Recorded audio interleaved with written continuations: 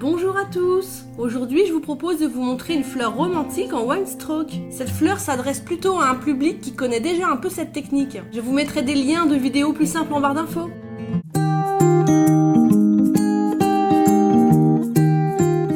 J'ai commencé par matifier mon vernis avec un bloc ponce. En one stroke, c'est très important d'avoir un vernis mat avant de commencer le motif. J'ai commencé par faire une première rangée de pétales. Alors j'ai trempé mon pinceau plat à moitié dans du rouge vraiment très foncé et à moitié dans un rose assez foncé aussi pour faire les pétales du fond. En fait, plus je vais aller vers le centre de ma fleur, plus je vais faire des pétales clairs. Je mets ma seconde couche comme toujours en one stroke pour pouvoir faire ressortir bien les couleurs.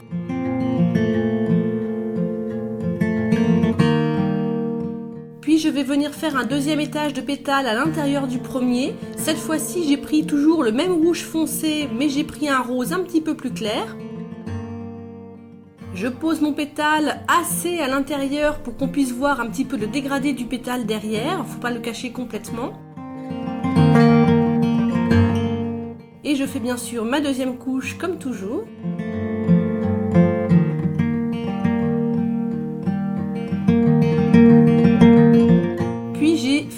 Ma fleur en prenant toujours le même rouge foncé et un rose presque blanc, et j'ai fait un pétale qui vient rejoindre le pétale précédent pour fermer le cœur de la fleur. J'ai ensuite fait mon troisième étage de pétale sur le côté. Pour réussir à faire un pétale vraiment beaucoup plus fin que les autres, j'ai pris mon pinceau très à la verticale. Je fais ma seconde couche.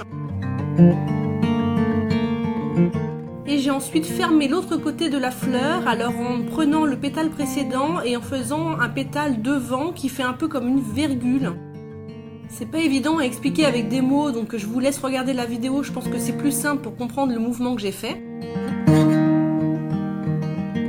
Comme vous pouvez le voir, j'hésite pas à repasser plusieurs fois quand je suis pas contente du mouvement ou de la forme de mon pétale. J'ai rajouté un petit pétale vraiment très fin en prenant mon pinceau vraiment à la verticale. Puis j'ai rajouté un morceau de pétale aussi sur le haut de la fleur pour faire comme s'il était derrière, pour que ça fasse un petit peu plus réaliste.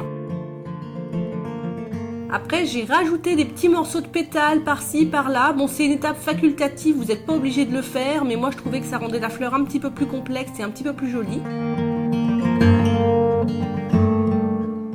Après, j'ai pris mon pinceau de détail et j'ai pris de la peinture orange un petit peu jaune et j'ai fait des petits mouchetis au centre de ma fleur. Puis j'ai fait la même chose avec du blanc. J'ai pas pris de dotting pour faire justement des petits points qui sont pas très réguliers, ça fait un petit peu plus réaliste. Puis avec de la peinture noire vraiment très diluée, je suis venue foncer le centre de ma fleur pour renforcer l'effet de profondeur. J'ai ensuite tracé les contours de ma fleur avec de la peinture blanche assez diluée. J'ai pas essayé de faire des traits très réguliers, au contraire, j'ai fait des traits un petit peu saccadés pour faire un effet justement plus naturel.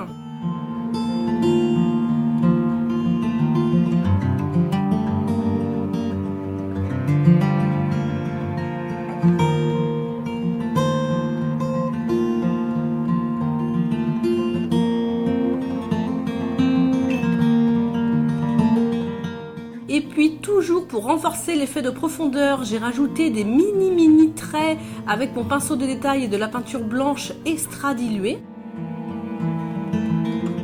Et le nail art est terminé, je l'ai recouvert de top coat évidemment pour le protéger. J'espère que cette fleur vous a plu. Si vous aimez mes vidéos, pensez à vous abonner à ma chaîne. Vous pouvez également me suivre sur les réseaux sociaux et sur mon blog. Et si vous voulez voir comment j'ai réalisé ce nail art super facile 100% au vernis, vous pouvez cliquer sur la petite vidéo. À très bientôt!